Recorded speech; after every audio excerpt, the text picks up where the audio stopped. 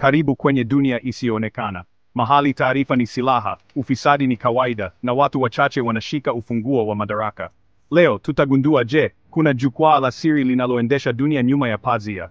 Hawa si wahusika wa filamu.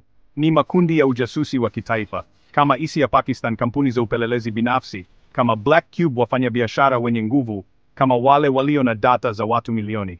Wanatumia ujasusi wa kidijitali, kuhack simu, barua pepe, udanganyifu wa kifedha, kupitia benki za nje, usambazaji wa uvumi, smear campaigns. Kwa nini? Ili kuweka mipango yao ikifanikiwa kimya kimya. Hata Afrika ipo kwenye mchezo huu. Mwaka 2023 wapelelezi wa China walijulikana kuchungulia bandari za Afrika Mashariki.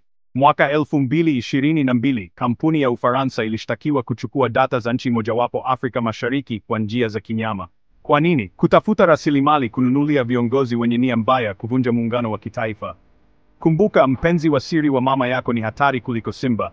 Hizi benki kuu kama Federal Reserve au IMF hazijachaguliwa kwa demokrasia. Hufanya maamuzi nyuma ya milango iliyofungwa, zinashawishi bei za bidhaa, bei ya mafuta, hata uchaguzi. Wanasemaje? Tunasaidia uchumi. Wanafanya nini? Kuongeza deni la mataifa maskini kwa masharti ya kinyama. Usiogope. Kuna njia za kujikinga. Tumia teknolojia salama, simu za Signal, Proton Mail. Epuka kushiriki siri kwenye mitandao ya kijamii. Soma mikataba kabla ya kusaini. Tafuta uwazi kwenye mikataba ya serikali na makampuni. Kumbuka, pembe ndefu za ndovu ndizo zinazomwangukia.